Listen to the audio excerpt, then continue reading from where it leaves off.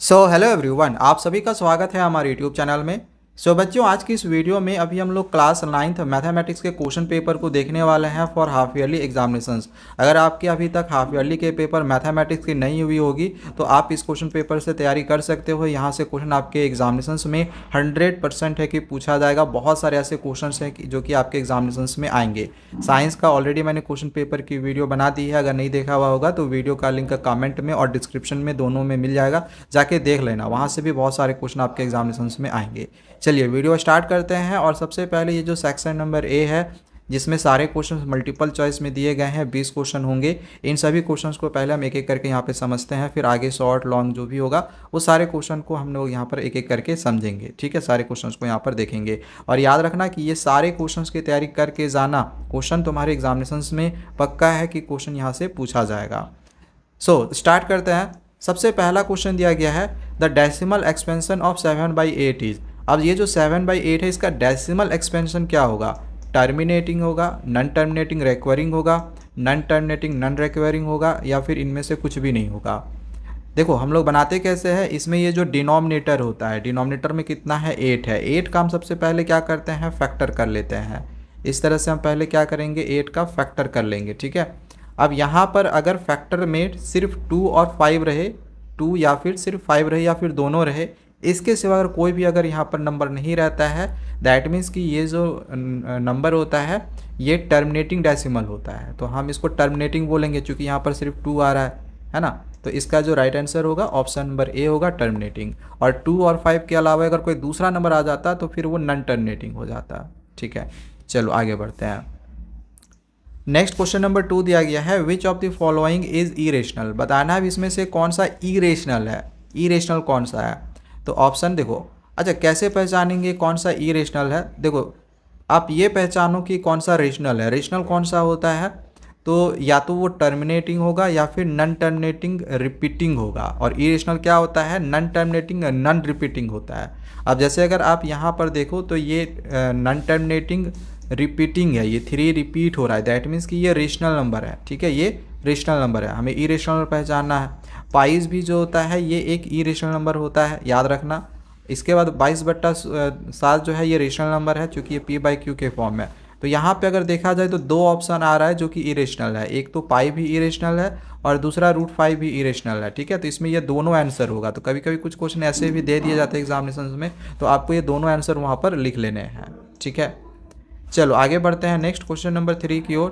Third में दिया गया द रिमाइंडर वेन। अब इसको अगर हम इससे डिवाइड करेंगे तो रिमाइंडर क्या होगा?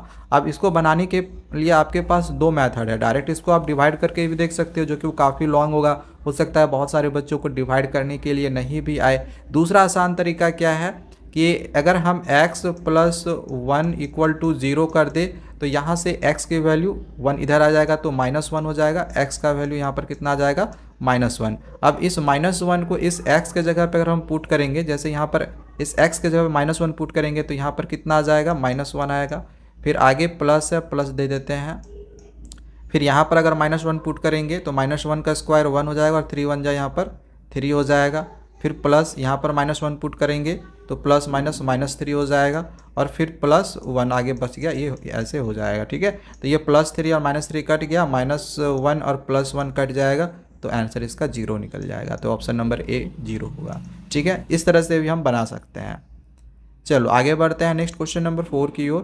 क्वेश्चन नंबर 4 में दिया गया है कि अगर x का वैल्यू 3 दिया गया हो और अगर ये इसका सॉल्यूशन है, अगर x की वैल्यू 3 इस इक्वेशन का सॉल्यूशन है तो k की वैल्यू क्या होगी? सिंपली हमें क्या करना है, ये जो x की वैल्यू दी गई है इस वाली इक्वेशन पे पुट कर देना है। तो अगर हम इस इक्वेशन में x का वैल्यू जो 3 दिया गया है यहाँ पर अगर हम पुट कर दे तो ये कुछ इस तरह से नहीं आ जाएगा, = 11 हो जाएगा। ठीक है, देखो ध्यान देना, अभी हो सकता है राइटिंग आपको अच्छा ना भी लगे, क्योंकि यहाँ पर क्या हो रहा है कि मैं माउस से इस चीज़ को बना रहा हूँ। ठीक है, पेन का मैं यूज़ नहीं कर रहा हूँ, तो इसी वजह से राइटिंग थोड़ी सी गड़बड़ हो सकती है, बट ध्यान से समझना, मैं अच्छे से इसको समझा दे रहा हूँ। अब देखो इसको अगर मल्टीप्लाई करेंगे तो ये तो मेरा यहाँ पर 3k हो जाएगा। ठीक है, और +2 इधर आ जाएगा तो घट जाएगा, 11 में 2 जाएगा तो कितना हो जाएगा? 9 हो जाएगा। और ये 3 के टेबल में 9 कट जाएगा, चूँकि 3 नहीं जाएगा इसका, तो 3 बार में कटेगा, तो इसका आंसर कितना होगा? 3। ओके, ठीक है, राइटिंग पे थोड़ा ध्यान मत देना, क्योंकि माउस से लिख रहा हूँ तो थोड़ी सी मिस्टेक हो सकती है लिखने में। आइए क्वेश्चन नंबर 5 है, a quadrilateral is a parallelogram if. एक क्वाड्रिलेटरल पैरेललोग्राम हो है क्या, मतलब अगर क्वेश्चन पूछा गया एक क्वाड्रिलेटरल पैरेललोग्राम है इफ, ऑप्शन दे रखा है one pair of opposite sides are parallel, तो नहीं ये तो ऑप्शन नहीं होगा। ऑप्शन सेकेंड ऑप्शन है one pair of opposite sides are equal, ये भी नहीं ऑप्शन होगा। ऑप्शन नंबर 3 है both pairs of opposite sides are equal and parallel, तो ये भी नहीं होगा। डायगोनल्स बाइसेक्ट ईच अदर, हाँ तो ये ऑप्शन आपका बिल्कुल सही होगा कि क्वाड्रिलेटरल पैरेललोग्राम होता है अगर उसका डायगोनल्स बाइसेक्ट करता हो एक दूसरे के साथ। तो अगला क्वेश्चन नंबर 6 दिया गया है द पॉइंट एक्स वाई, जो पॉइंट एक्स वाई है जो कि लाई करता है सेकेंड क्वाड्रेंट में। जैसे हमने पढ़ा हुआ होगा कोऑर्डिनेट ज्योमेट्री, तो ये फर्स्ट क्वाड्रेंट होता है, ये सेकेंड क्वाड्रेंट होता है, ठीक है। तो ये जो पॉइंट एक्स वाई है ये सेकेंड क्वाड्रेंट में लाइज कर रहा है, तो इसमें से कौन सा ऑप्शन सही होगा। अब देखो सेकेंड क्वाड्रेंट में क्या होता है, एक्स का वैल्यू माइनस में होता है और वाई का वैल्यू प्लस में होता है। तो एक्स की वैल्यू ऑब्वियस सी बात है कि 0 से छोटा रहेगा, एक्स की वैल्यू 0 से छोटा रहेगा, एक्स का 1 मिनट 0 से छोटा रहेगा ना, तो 0 इसमें ग्रेटर रहेगा, ओके। और y की वैल्यू प्लस में आ रही है, यानी y की वैल्यू 0 से बड़ी होगी, y की वैल्यू 0 से बड़ी होगी, ठीक है। तो ऑप्शन में यही वाला देखो कहाँ पर दिया गया है, x is less than 0 and y is greater than 0, that is option number B, तो ये राइट आंसर होगा। चलो आगे देखते हैं। नेक्स्ट क्वेश्चन नंबर 7 है which of the following is not a polynomial. इसमें से बताना है कि कौन सा पोलिनोमियल नहीं है, पोलिनोमियल कौन सा नहीं है। देखो ये तो पोलिनोमियल है, ये भी पोलिनोमियल है, क्योंकि इसका डिग्री 2 हो जाएगा, इसका डिग्री 2 होगा, इसका डिग्री 0 होगा, ठीक है। ये पोलिनोमियल नहीं है क्योंकि नीचे फ्रैक्शन में कभी भी पोलिनोमियल नहीं होता है। ये जो नंबर है ये एक्स, ये जो मतलब ये जो भी ABCD में रहता है अल्फ़ाबेट, ठीक है, इसको वेरिएबल्स बोलते हैं, ये नीचे नहीं रहता है, तो ये पोलिनोमियल नहीं है। So right answer option number C होगा, ठीक है। चलो आगे देखते हैं। नेक्स्ट आगे क्वेश्चन नंबर 8 दिया गया है graph of a linear polynomial is. Linear polynomial का जो ग्राफ होता है वो कैसा होता है, पाराबोलिक होता है, स्ट्रेट लाइन में होता है, सर्कल होता है या फिर इलिप्स होता है। तो इसका राइट आंसर होगा option number B, straight line में होता है। लीनियर पोलिनोमियल का जो ग्राफ बनता है वो एकदम स्ट्रेट लाइन में बनता है। वहीं अगर यही क्वाड्रेटिक पोलिनोमियल में क्वेश्चन पूछता तो क्वाड्रेटिक पोलिनोमियल का जो ग्राफ बनता है या तो इस तरह से डाउनवर्ड्स की तरफ बनता है या तो अपवर्ड्स बनता है या तो ऐसे कुछ बनेगा, मतलब इस तरह के जो ग्राफ बनते हैं ये पाराबोलिक होते हैं, ठीक है। तो क्वाड्रेटिक पोलिनोमियल का ग्राफ पाराबोलिक बनता है, बट लीनियर पोलिनोमियल का जो ग्राफ बनता है वो स्ट्रेट लाइन बनता है। चलो आगे देखते हैं क्वेश्चन नंबर 9 को। दिया गया है zeros of the polynomial P X equal to 2x+3। इसका जीरोज क्या होगा, जीरोज निकालना है, दैट मीन्स कि हम क्या करेंगे 2x+3 बराबर 0 कर देंगे सिंपली। यहाँ पर ये जो +3 है इक्वल टू के इस साइड आएगा तो -3 हो जाएगा, यानी कि 2x बराबर -3 हो जाएगा। अब 2 इसके नीचे आ जाएगा तो x का वैल्यू कितना हो जाएगा -3/2। तो बस यही आपका आंसर होगा -3/2। देखो कहाँ पर है, ऑप्शन नंबर सी में। चलो आगे नेक्स्ट क्वेश्चन नंबर 10 दिया गया है if one angle is 2x and it's supplement is 3x। अगर एक एंगल 2x दिया गया हो और इसका सप्लीमेंट 3x हो तो x का वैल्यू क्या होगा। देखो इसके लिए सबसे पहले हमें क्या करना होगा कि सप्लीमेंट एंगल निकालना होगा। सप्लीमेंट एंगल का सम कितने के बराबर होता है, 180 के बराबर होता है। अगर हम दूसरा एंगल a मान ले, ठीक है, दूसरा एंगल a मान ले और एक एंगल कितना दिया हुआ है 2x दिया हुआ है, एक एंगल 2x दिया हुआ है, इन दोनों का जोड़ने पे कितना होता है 180 डिग्री होता है, 180 डिग्री होता है। तो a का वैल्यू कितना हो जाएगा 180 डिग्री -2x, ठीक है। तो ये दूसरा एंगल हो गया, a हमने सेकेंड एंगल माना था, एक एंगल 2x है, एक एंगल 2x है, ये हमने दूसरा एंगल माना था।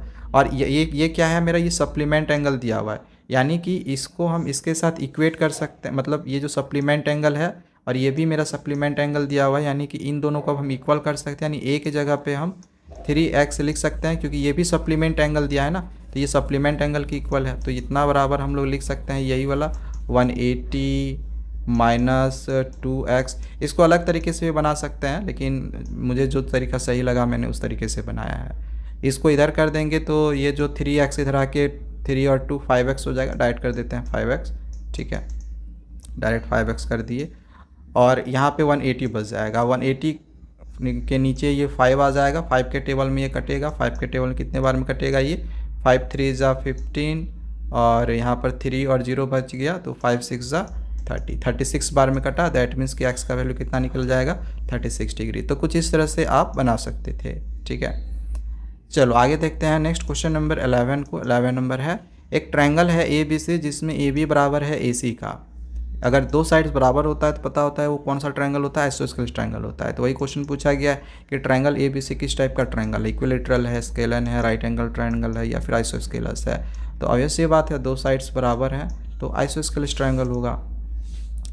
आइए क्वेश्चन नंबर 12 दिया गया है, which congruence criterion is not valid. अब यहाँ पर कुछ कॉन्ग्रुएंस क्राइटेरिया दिया गया है, आपको बताना है कि इसमें से कौन सा वैलिड नहीं है, मतलब कौन सा नहीं होता है congruence criteria. S S S होता है, ए ए एस होता है, आर एच एस होता है, ए नहीं होता है। सो यही आपका राइट आंसर होगा। आगे क्वेश्चन नंबर 13 दिया गया है, which of the following is the value of 0.3 का स्क्वायर। 0.3 का स्क्वायर का इसमें से वैल्यू कौन सा होगा। देखो बहुत बार क्या होगा कि बच्चे कुछ सोचते समझते नहीं है, डायरेक्ट स्क्वायर है तो 3 3 जा 9 कर देते हैं, तो डायरेक्ट इसमें 0.9 कर देते हैं और आंसर में इसको टिक कर देते हैं, बट ये गलत हो जाएगा। यहाँ पर बोला गया है 0.3 का स्क्वायर, दैट मीन्स कि ये जो 0.3 है ये तो 2 बार लिखाएगा, ये 0.3 2 बार लिखाएगा। तो यहाँ पर भी पॉइंट के बाद एक डिजिट है, यहाँ पर भी पॉइंट के बाद एक डिजिट है, तो 1 1 2 हो गया ना। तो 2 डिजिट के बाद हमें पॉइंट लगाना पड़ेगा, यानी कि पॉइंट यहाँ पर लगेगा, यानी 0.09 आंसर होगा। राइट आंसर ऑप्शन बी होगा। नेक्स्ट अब आगे क्वेश्चन नंबर 14 दिया गया है, ए का वैल्यू यहाँ पर दिया गया है, तो ए इसमें से क्या होगा बताना है, रेशनल होगा, इरेशनल होगा, इंटीजर होगा या फिर दोनों रेशनल और इरेशनल होगा। अगर आप यहाँ पर इसको ध्यान से देखो तो ये देखो 23 23 23 रिपीट हो रहा है, तो ये रिपीट हो रहा है। और मैंने ऊपर ही आपको समझाया भी था एक क्वेश्चन में कि अगर कोई रिपीट होता है तो वो नॉन टर्मिनेटिंग रिपीटिंग होता है, और नॉन टर्मिनेटिंग रिपीटिंग जो होता है वो रेशनल नंबर होता है। So right answer option number A होगा, रेशनल। आगे क्वेश्चन नंबर 15 है, which of the following statements are true. इसमें से बताना है कि कौन सा स्टेटमेंट सही है, कौन सा स्टेटमेंट सही है वो आपको बताना है। अब जैसे ए नंबर में है कि only one line can pass through a single point, आप सिर्फ एक इस पॉइंट से एक लाइन खींच सकते हो, नहीं इस पॉइंट से आप इनफाइनाइट नंबर ऑफ लाइंस खींच सकते हो। तो ये तो ऑप्शन नहीं, मतलब नहीं होगा, ये तो गलत दे दिया है, हमें ट्रू बताना है। बी में है कि there are an infinite number of lines which pass through two distinct point. अब दो डिस्टिंक्ट पॉइंट दिए गए हैं, इसमें से आप infinite number of lines draw कर सकते हो, नहीं कर सकते हो, आप एक ही लाइन ड्रॉ कर सकते हो। तो ये भी स्टेटमेंट आपका गलत हो गया, ये भी गलत हो गया, ये भी गलत है, ये भी गलत है। सी में दिया गया है कि a terminated line can be produced indefinitely on both the side. Terminated कहने का मतलब है कि यहाँ पर ये जो भी लाइन है इसको आगे आप और भी बढ़ा सकते हो, ठीक है, तो ये बिल्कुल बढ़ा सकते हैं, तो ये स्टेटमेंट मेरा सही है। आगे है, हमें इसे ट्रू स्टेटमेंट पता करना था, तो ये स्टेटमेंट करेक्ट है, ठीक है, स्टेटमेंट जो सी है ये ट्रू है। बाकी अगर डी में देखो दिया गया है कि if two circles are equal, अगर दो सर्किल्स इक्वल है, ये इक्वल सर्किल है, तो बोला गया इसका रेडियाई इक्वल नहीं होगा। रेडियाई तो इसका इक्वल होता है ना, दो सर्किल अगर इक्वल है तो ये भी फॉल्स स्टेटमेंट है। तो ऑब्वियस सी बात है, ऑप्शन नंबर सी मेरा करेक्ट होगा। चलो नेक्स्ट आगे समझते हैं क्वेश्चन नंबर 16 को। 16 है, एक्सियोम्स और पोस्टुलेट्स आर। एक्सियोम्स और जो पोस्टुलेट्स होते हैं ये क्या होते हैं। ऑप्शन है statements which are proved, option B है assumptions accepted universally without proof, option C है स्टेटमेंट्स बेस्ड ऑन एक्सपेरिमेंट्स, या फिर option D definitions of terms. तो इसका राइट आंसर होगा ऑप्शन नंबर डी। एक्सियोम्स और जो पोस्टुलेट्स होते हैं वो assumptions accepted universally without proof होते हैं, ठीक है। चलो नेक्स्ट आगे देखते हैं क्वेश्चन नंबर 17 को। 17 में दिया गया है कि विच of the following is not Euclid's axiom. अब यहाँ से आपको बताना है कि इनमें से कौन सा यूक्लिड का एक्सियोम नहीं है। ऑप्शन ए है कि things which are equal to the same things are equal to one another, तो ये तो है। ऑप्शन बी है the whole is greater than the part, ये भी है। ऑप्शन सी है और terminated line can be produced indefinitely, तो यही ये वाला नहीं होगा, ठीक है ना, तो ये राइट आंसर होगा। जो नहीं है वो आपको बताना था, तो ऑप्शन नंबर सी इसका करेक्ट होगा। चलो आगे देखते हैं क्वेश्चन नंबर 18 को। 18 है, इफ़ टू लाइन्स इंटरसेक्ट, अगर दो लाइन इंटरसेक्ट करता है then which lines are equal. तो इसमें से कौन सा दो लाइन्स इक्वल होता है। अगर दो लाइन्स इंटरसेक्ट करता है, सॉरी दो एंगल्स कौन सा इक्वल होगा। अगर दो लाइंस इंटरसेक्ट करता है तो इसमें से कौन सा दो लाइंस जो होता है वो इक्वल्स होता है? एडजेसेंट एंगल तो इक्वल नहीं होता है, सप्लीमेंट्री एंगल्स भी इक्वल नहीं होता है, वर्टिकली अपोजिट एंगल्स इक्वल होता है, वर्टिकली अपोजिट एंगल्स इसका इक्वल होता है। ठीक है, अगर दो लाइंस इंटरसेक्ट करता हो तो इसके वर्टिकली अपोजिट एंगल्स इक्वल होते हैं, कॉम्प्लीमेंट्री एंगल्स भी इक्वल नहीं होता है। ओके, चलो आगे बढ़ते हैं। अब आगे यहाँ पर क्वेश्चन नंबर 19 और 20 जो है एक असर्शन रीजन में क्वेश्चन आपको यहाँ पर दिया गया है, जिसमें असर्शन में दिया गया है कि अ पोलिनोमियल ऑफ डिग्री 2, एक पोलिनोमियल है जिसका डिग्री 2 है तो वो क्वाड्रेटिक पोलिनोमियल कहलाता है। बिल्कुल सही है, अगर डिग्री 2 है तो एक क्वाड्रेटिक पोलिनोमियल कहलाएगा। Highest power of the variable, अब यहाँ पे इसका जो हाइस्ट पावर है वो दिया गया है, कितना है 2, तो क्या हाइस्ट पावर 2 है? क्या हाइस्ट पावर 2 है? नहीं, इसमें जो हाइस्ट पावर है वेरिएबल का वो 3 है, तो ये मेरा फॉल्स है, सॉरी ये मेरा फॉल्स है, फॉल्स, ये फॉल्स है। ठीक है, ये ट्रू है, तो असर्शन इसमें फॉल्स हो जाएगा, सॉरी असर्शन मेरा ट्रू हो जाएगा और रीज़न फॉल्स हो जाएगा। तो असर्शन फॉल्स और रीज़न ट्रू, दैट मीन्स कि सॉरी असर्शन ट्रू था ना, असर्शन ट्रू रीज़न फॉल्स, तो इसमें आपका ऑप्शन नंबर जो सी है वो करेक्ट होगा। ठीक है, नेक्स्ट क्वेश्चन नंबर 20 है, असर्शन में दिया गया है कि the coordinates of any point on the X axis are of the form 0 y, मतलब बिल्कुल सही है कि वाई एक्सिस पे अगर कोई भी कोऑर्डिनेट, कोई भी पॉइंट का कोऑर्डिनेट आता है तो उसका जो फॉर्म होता है वो 0 y के फॉर्म में आता है। बिल्कुल सही है। अब वाई एक्सिस पे, सॉरी वाई एक्सिस है, हाँ वाई एक्सिस है, शायद मैंने एक्स एक्सिस बोला था, याद नहीं आ रहा है, देख लेना। ठीक है, तो वाई एक्सिस पे अगर कोई भी पॉइंट आता है तो वो उसका जो कोऑर्डिनेट हो या फिर जो पॉइंट होता है 0 y होता है। यहाँ पर आप कहीं पर भी कोई भी पॉइंट लो, सॉरी ये एक्स एक्सिस है ना, वाई है, वाई एक्सिस पे, वाई एक्सिस पे आप कहीं पर भी पॉइंट लो, जैसे मैंने इस जगह पे पॉइंट लिया या इस जगह पे पॉइंट लिया या इस जगह पे पॉइंट हुआ है, तो अगर आपको इसका कोऑर्डिनेट लिखना होगा तो x का वैल्यू तो 0 ही होगा ना, y का वैल्यू इधर है तो कोई भी नेगेटिव में हो जाएगा, इस तरह से -3 -4 कुछ भी होगा, तो ऑब्वियस सी बात है पहला 0 होगा और उसके बाद y का कोई भी नंबर होगा, तो ये असर्शन मेरा बिल्कुल ट्रू है।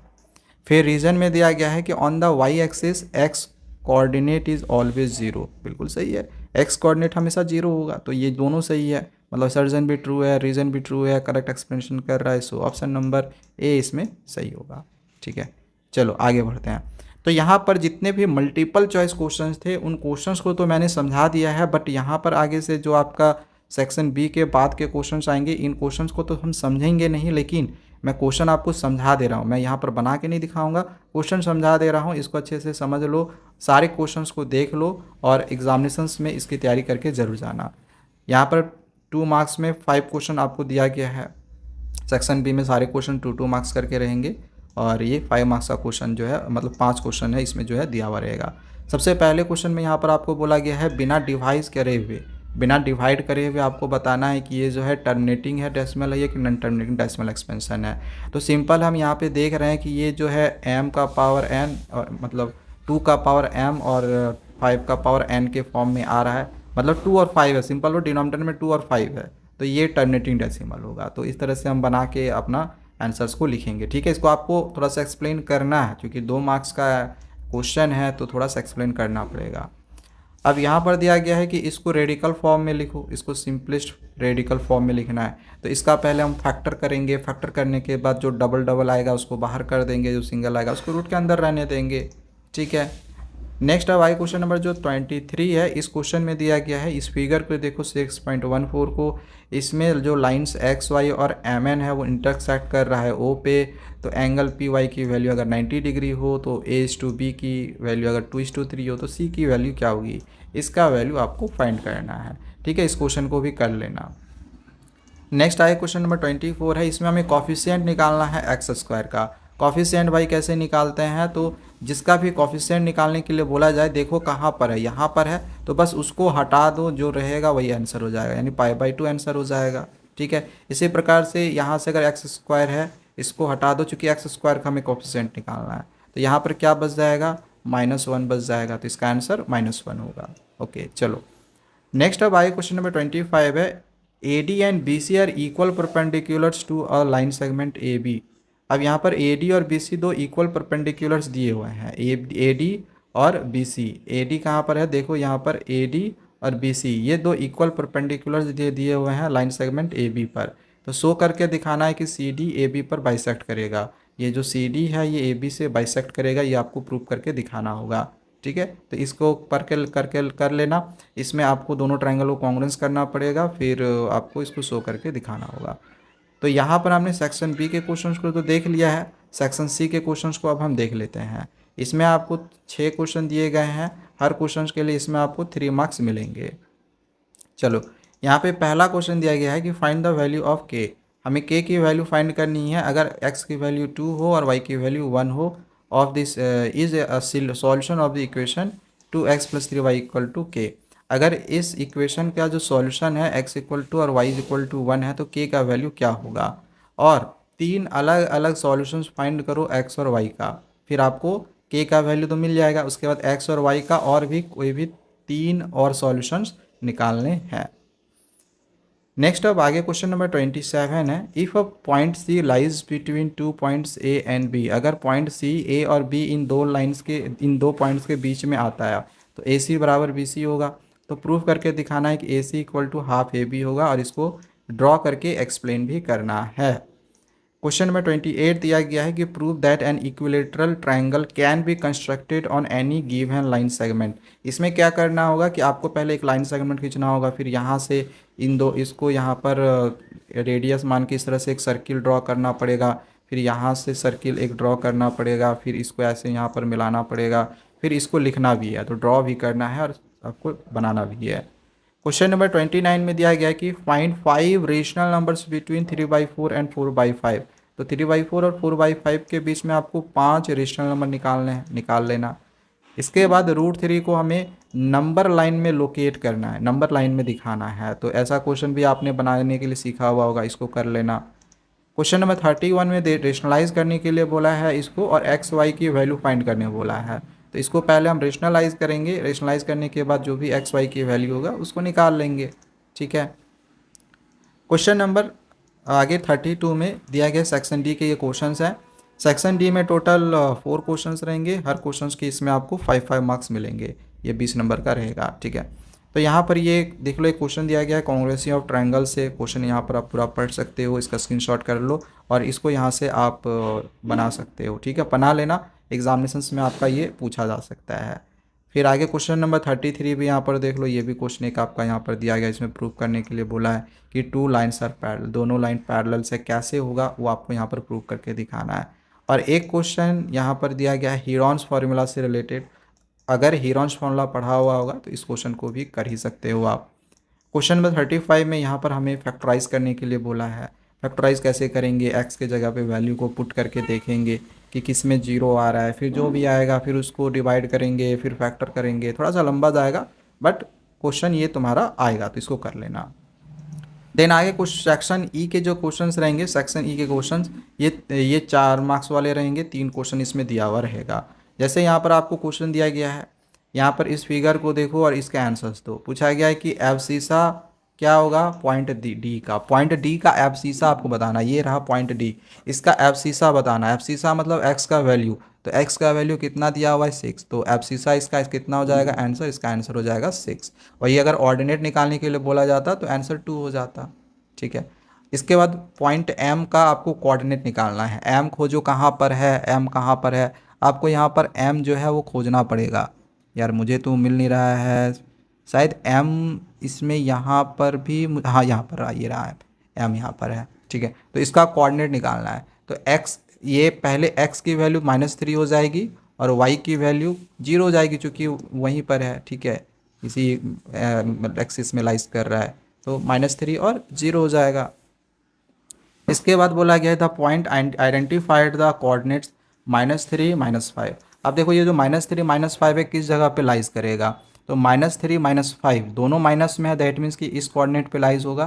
तो ये रहा -3 -5 यानी कि ई होगा। तो इसका आंसर हम लोग सिंपली ई लिख देंगे। इसका आंसर क्या लिख देंगे, ई हो गया। इसके बाद है 4th क्वाड्रेंट पर कौन सा कोऑर्डिनेट्स बना है, तो 4th क्वाड्रेंट पर 2 कोऑर्डिनेट्स है। एक आपको जी का कोऑर्डिनेट्स लिख लेना है 2 और -4। इस तरह से जी का कोऑर्डिनेट लिख लोगे 2 और -4। ठीक है, ब्रैकेट लगा देना। और सी का लिख लेना है आपको 5 और -5, यहाँ पर 5 और -5 लिख दोगे। ठीक है, हो जाएगा, समझ में आ गया। चलो आगे बढ़ते हैं। नेक्स्ट अब आगे यहाँ पर जो क्वेश्चन नंबर ये 37 है, इसमें ये फिगर 6.25 दिया गया है। इसमें पी क्यू पैरेलल है एस टी का, ये पी क्यू पैरेलल है एस टी का। एंगल पी क्यू आर का वैल्यू दे रखा है, आर एस टी का वैल्यू दे रखा है। आपको क्यू आर एस निकालना है, आपको इसका वैल्यू फाइंड करना है। ठीक है, तो इसको भी कर लेना। इस तरह का भी एक क्वेश्चन आता है परीक्षा में। एंड लास्ट क्वेश्चन नंबर 38 है, जिसमें आपको शो करके दिखाना है कि B C equal to D E है।